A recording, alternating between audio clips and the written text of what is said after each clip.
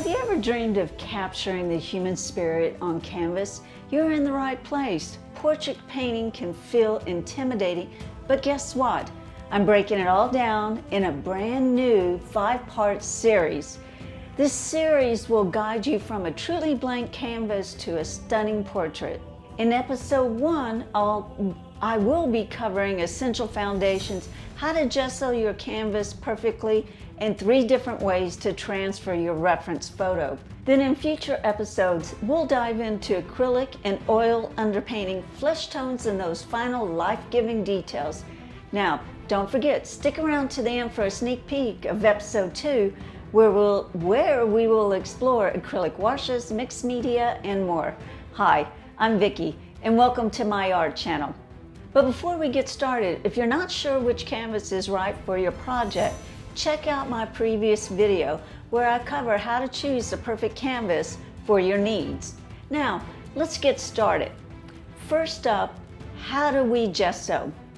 Essentially, gesso is just a primer that creates a smooth, toothy surface for paint to adhere to. It also prevents the paint from soaking into the canvas and deteriorating it over time. I'm actually using, which I like a lot, Dick Blick's Professional Gesso. It's a high quality acrylic one. You'll want to apply a very thin, even coat using a roller brush or a soft brush. Most of the time you want to brush in one direction for the first coat, but I have found out that adding a little water to thin it down really helps.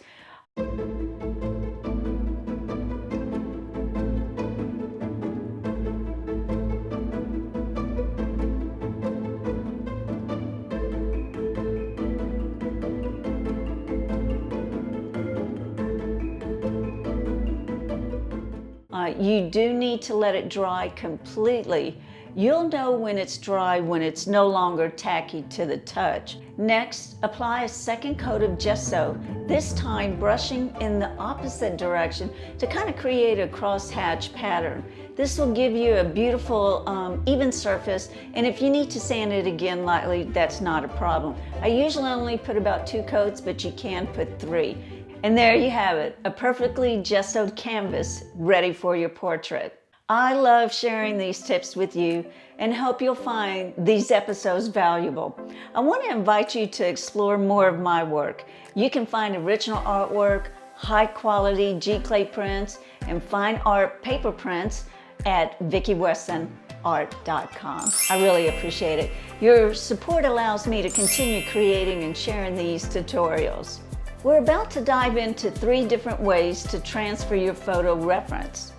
Before we do, let me know in the comments below which method are you currently using.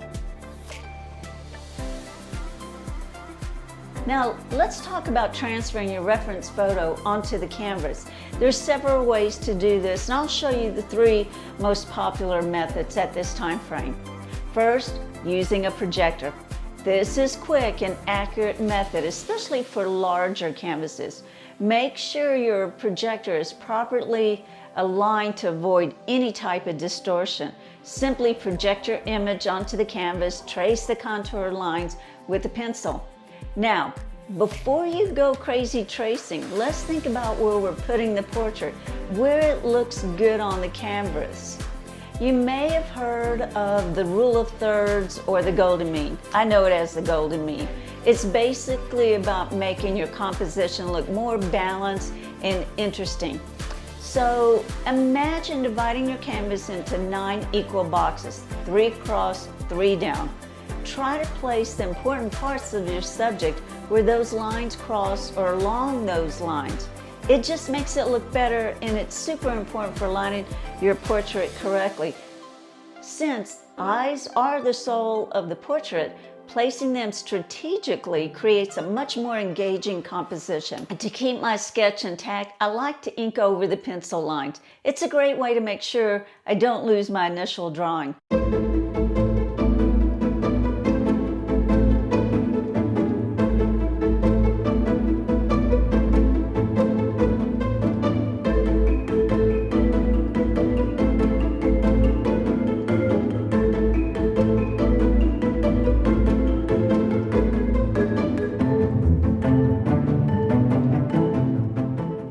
day, I learned a trick to prevent accidental proportional changes. You'll see in a lot of my videos, the eyes always go crazy.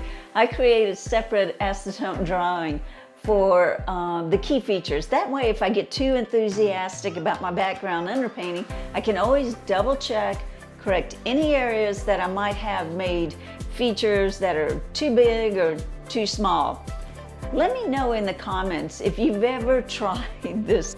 Next, we have transfer paper. This is a classic method that's easy to use. Place the transfer paper between your reference photo and the canvas. Trace the lines of your photo and the pressure will transfer the image onto the canvas. This is ideal for detailed images and smaller canvases. And finally, the grid method. This is a great way to improve your drawing skills, ensure accurate proportions. When I studied with Frank Covino's Academy of Art, this was the way we started. As mentioned before, divide both your reference photo and your canvas into 9 equal squares. Then draw what you see in each square into the corresponding square on your canvas. This method is fantastic for training your eye and understanding proportions. I recommend this option first for any beginner than the previous ones. And there you have it, a perfectly gessoed canvas and 3 easy ways to transfer your reference photo.